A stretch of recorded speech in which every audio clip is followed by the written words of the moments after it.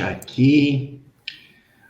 Olá, pessoal, tudo bem? Seja bem-vindo à série Matemática e Profissões. Uma série que eu entrevisto ex-alunos que, neste momento, estão formados, trabalhando e tendo sucesso em sua carreira. Hoje, eu entrevisto o Fabrini. Fabrini, tudo bem? Tudo bem, Elião? Como que a gente se reencontrou, rapaz, depois de tantos anos? Conta aí pra nós. Quando foi, aonde foi, em que circunstância, você se lembra? Porque assim, que ano de que você se formou? 2006?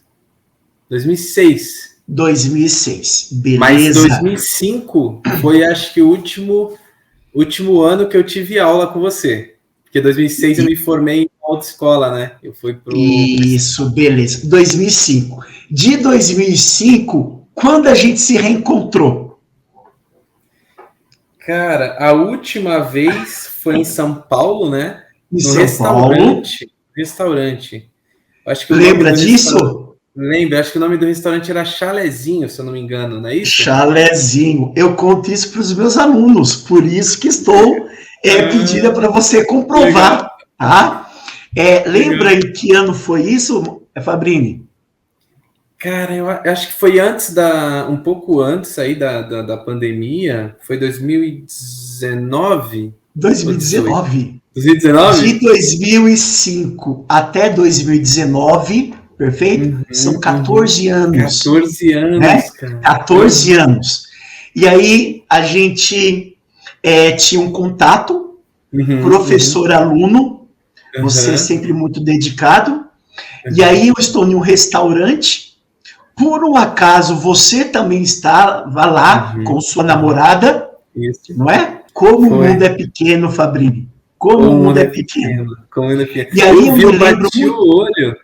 Desculpa interromper, eu bati o olho. Imagina. Eu falei, meu professor, cara, peraí, eu preciso cumprimentar ele, eu preciso falar com ele, cara, muita coisa que eu aprendi. Muita coisa que eu uso hoje ainda, eu falo, foi aquele cara que me ensinou, cara, eu preciso falar com ele, cara, eu preciso chegar lá. Olha, Fabrini, e eu fiquei muito feliz do seu contato, daquele reencontro, porque assim, reencontrar pessoas é muito bom, mas reencontrar alunos, e principalmente que teve resultado, é melhor ainda, rapaz. Você não sabe o prazer que eu tenho de reencontrar alunos. Mas, Fabrini, vamos continuar nossa conversa, meu amigo. E eu me lembro que lá no Chalezinho, em poucas palavras, você falou assim, Elião, eu estou muito feliz, terminei meu mestrado, estou indo para fazer uma pesquisa. Lembra disso? Naquele momento você estava indo para onde, Fabrini? Noruega. Estava prestes a ir para Noruega. Continuar, porque tava um tempo já, né, esperando, já depois, durante o mestrado que eu estava fazendo, eu tive a oportunidade de descobrir, né, que tinha oportunidade de fazer parte, né, do mestrado, um estágio na Noruega. E aí foi que saiu, né, tudo, o resultado, e aí eu fiquei feliz que toda a condição, né, para ir para lá foi feita, assim, então, pela agência, né, da FAPESP, que é a agência de fomento à pesquisa de São Paulo, né, aqui do nosso estado de São Paulo. Sim. E aí, né, quando eu descobri e tal, e aí eu podia ir para a Noruega e nunca imaginei, né, que eu ia conseguir. E aí, eu acho que pelo que eu me lembro, porque foi bem isso, né, de, pô, né, vamos... a minha namorada, hoje minha noiva, né, e minha sogra super feliz e tal. Então, e aí eu, vendo meu professor ali, eu falei, cara, né, se eu conseguir... Foi muito legal. Eu falei, cara, assim, de verdade, eu já vou pegar até um gancho que não... Assim, às vezes, não sei se parece, né, para algumas pessoas que o pessoal fala assim, puxa saco, né? Mas, cara, muitas coisas, né, de aprendizado, eu falei, eu vou para a Noruega, uma das minhas maiores inspirações, tipo, tá comendo restaurante que eu tô comemorando, cara. Vambora. Pessoal, depois eu conto como foi e tal. A gente até ficou, né? E aí estamos falando agora, né? Justamente. Daí a gente trocou o WhatsApp e hoje eu até marquei certa vez para você fazer uma palestra lá da minha escola, mas acabou não dando certo. Mas hoje deu certo da gente poder ter esse contato, essa conversa na série Matemática e Profissões. Fabrini, muito obrigado pelo seu tempo, tá? Eu já estou adiantando pela conversa que vamos ter. Beleza? Beleza. Fabrini, primeira pergunta. Qual a sua formação? Bom, Elian, eu sou formado em Ciências do Mar, né? O nome é mais completo porque ele é um bacharelado interdisciplinar em Ciências do Mar, principalmente para lembrar que não é uma graduação com um único viés, né? Por exemplo, só o viés científico por ser Ciências do Mar. Mas ele é interdisciplinar justamente porque a gente tem, né, um grupo de outras disciplinas que estão ao redor do mar. Então, dentro de eixos de humanidades, tecnologia, biologia e sociais, se eu não estou enganado. Então, essas 4 todas cercando ali o mar, né? E 40% somente delas são disciplinas obrigatórias. Então, 60% a gente escolhe dentro de todo o grupo de professores que tem, a gente vai escolhendo. Então, sou formado em Ciências do Mar, pela Unifesp aqui da Baixada Santista. Unifesp em Santos mesmo. Isso, perfeito. Depois que você terminou a faculdade, você começou o mestrado, é isso?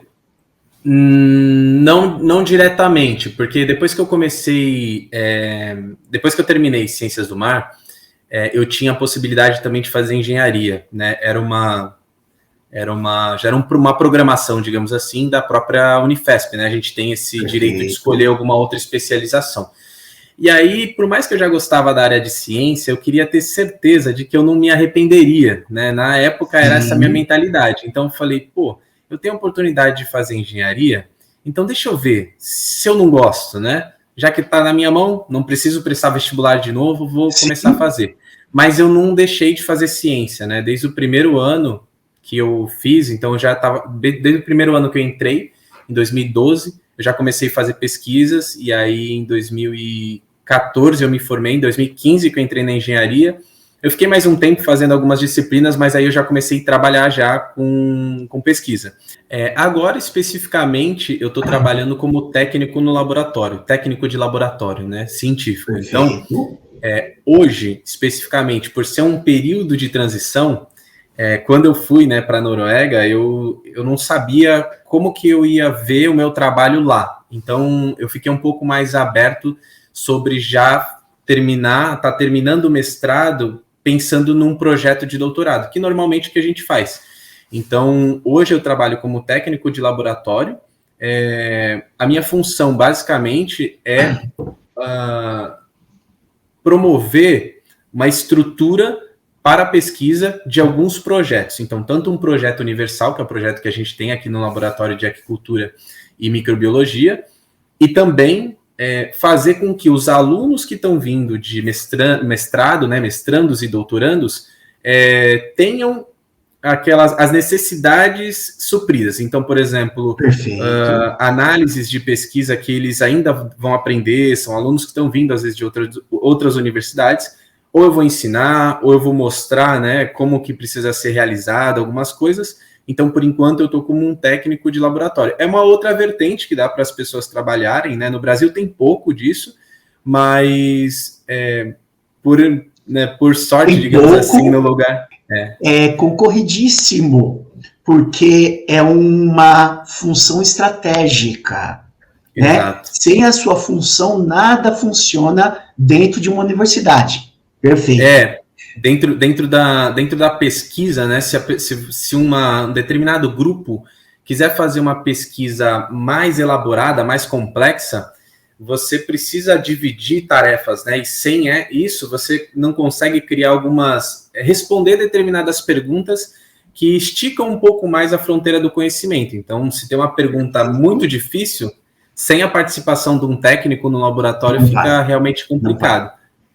Na Noruega, por exemplo, tinha muito. Todos os laboratórios tinham pelo menos 1 ou 2, assim, para poder garantir a organização, pelo menos, né? Uma outra realidade, né? Aí normalmente também é uma outra realidade. Normalmente também é feito quando também o aluno está em transição, criando às vezes, né, um projeto, estruturando um projeto maior, a gente fica ajudando na organização, preparando outros alunos para vir, né, ocupando aí esses espaços. E aí Fabrini, a gente consegue entrar em outras pesquisas maiores, né? Na Noruega, você ficou quanto tempo? 4 meses. 4 meses, perfeito. Uhum. Que disciplina você mais estudou, sendo ciências do mar? Sendo ciências do mar, o que eu mais estudei, respondendo diretamente à pergunta, foi biológicas, né? Porque eu cheguei a passar na Unicamp, eu estudei lá 1 ano antes de entrar na Unifesp, e eu fiz matemática. Eu entrei para fazer matemática, fiz matemática aplicada e computacional. Lá eu tive muito mais matemática, né? Eu gostava bastante, mas eu senti ainda. Gosto, amo matemática, né? Não tem. Foi muito bem cultivada a sementinha. Beleza, Fabrini, grande feraman. E olha, observando isso, desde a quinta série, você dedicado, esforçado, prestativo, fazendo as lições, olha só, show de bola, hein? Desde a quinta série. Exatamente. Fabrini, uma outra pergunta, meu amigo. Que habilidades uma pessoa ter para que alcance um sucesso nesta área? Tá. Cara, até anotei 3 aqui para eu filtrar, né? Perfeito, cara, vamos lá. Porque assim, ó, a gente... habilidades. A habilidade principal que eu anotei aqui é persistência. Persistência, porque eu vou dar um exemplo que você bem provavelmente até já deu, né? Deu vários outros na escola e alguns a gente não esquece, né? Quem inventou a lâmpada demorou muito tempo. Quem fez o avião voar não foi na primeira tentativa. Então, independente das circunstâncias que o planeta esteja, enquanto você está naquela determinada idade, aquela tarefa para fazer, ela só vai ser feita se você continuar tentando. Então, claro, em determinado momento, se a gente tentou e viu que, estatisticamente, por exemplo, aquilo não acontece e ponto, a gente tentou até ver que aquilo não funciona. Mas você tem que continuar tentando e persistindo. Porque às vezes... Persistência eu acho que para minha profissão, né, como cientista, é a principal habilidade. Habilidade mesmo, persistência. Persistência. Perfeito. Tem mais alguma outra ou é essa mesma? Não, é que eu olhei ali, mas na verdade não uma era habilidade, né? Que eu lembro que para me deixar, né? Para pensar sobre habilidade. E a das outras era sobre, acho que mais prática, mas de habilidade em si, a persistência é uma habilidade. É uma habilidade que tem que ter para ser cientista, porque não às vezes não é no primeiro experimento que você entende, acha a pergunta ou a resposta, né? Exatamente, é com muita persistência. Fabrini, estamos chegando quase ao final da nossa entrevista. Legal. Uma pergunta que as pessoas precisam saber. Que conselho você dá para esse aluno hoje? Tá. Bom, acho que o principal que calhou bem assim com a nossa conversa, o nosso reencontro, né? Que eu aprendi, e não foi assim quando eu estava no ensino médio, porque às vezes no ensino médio a gente está num ambiente muito propício, meio como uma estufa para um ser crescer naquele ambiente bem controlado, né? Então você faz de acordo com o que a gente aprende com os nossos mentores, e só quando o tempo passa que a gente olha para trás e vê como que a gente cresceu naquela estufinha e a gente tenta reproduzir aquela estufa de novo. E uma coisa, né, que você transmitiu para mim, o gosto do estudo, ele é primordial. Eu acho que não é só na minha área, mas eu comecei a deslanchar bem, mesmo sendo muito estudioso, gostando de estudar já, quando eu percebi que para estudar algo que é necessário, nem sempre é só o que você gosta, mas necessário, você tem que achar uma maneira de gostar daquilo. Eu sempre, né, Elião aí sabe que eu sempre gostei de matemática. Quando me ensinou, não me esqueço, me ensinou as leis dos cossenos, né? Antes de aprender a lei do cosseno, eu aprendi Pitágoras, né, com você. E aí logo eu estava aprendendo lei dos cossenos e eu falei, pô, mas não tem pro seno isso, né?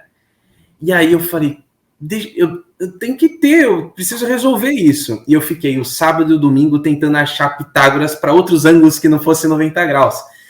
E é isso que eu digo, né? Naquela época eu estava num momento, numa estufa que tudo me propiciava eu já gostar. Quando eu já não tinha meus mentores aclimatando aquela estufa para mim, foi que eu resgatei o que eles me faziam aprender, né? Onde você está incluído nele, que é o gosto. Então, acho que um conselho que, tanto para a minha área, eu imagino, quanto para outras áreas onde a profissão é complexa, tenha o prazer de estudar, tanto o que você gosta quanto aquilo que você precisa, eu acho que você vai deslanchar muito, né, na minha área, né? E aí, mais 2 rápidos, né? Não vou me estender tanto também, mas 2 outros rápidos conselhos para minha área especificamente, ter esse, além do prazer do estudo, o prazer em achar as respostas para determinado problema.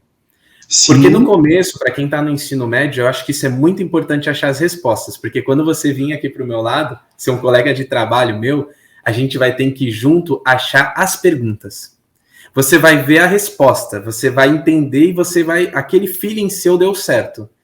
E aí o principal mas qual pergunta eu tenho que fazer para testar ela matematicamente e aí eu não ter o que dizer para outras pessoas para falar, olha só, é isso por causa dessa minha pergunta, da resposta que a gente consegue enxergar. Então esse é o principal. E o terceiro, para a gente, Brasil, nível Brasil, inglês. Fabrini, muito obrigado pela nossa conversa. Apenas fazendo uma observação de um diálogo que a gente teve um pouquinho anteriormente, você comentou, né, da sua motivação de fazer cálculos e trazer resultados. Você era motivado por algo a buscar soluções. Você trazia as fórmulas e criava novas fórmulas. E isso eu não me esqueço, que é como se fosse hoje. Você trazendo, professor, veja se essa fórmula funciona. Para mim deu certo. E realmente fazia muito sentido. Eram fórmulas que não estão no livro, mas você criava. Então, eu me sinto muito honrado de ter, desde a 5ª série, ter você como aluno e hoje como amigo e vendo o seu excelente resultado para a pesquisa brasileira, trabalhando na Unifesp, tendo excelentes resultados e muito sucesso na profissão. Fabrini, muito obrigado pela conversa. Eu que agradeço, Elião. Eu que agradeço esse espaço para poder, né, conversar um pouco, contar um pouquinho sobre essa área e essa profissão e contribuir aí para o estudo da matemática.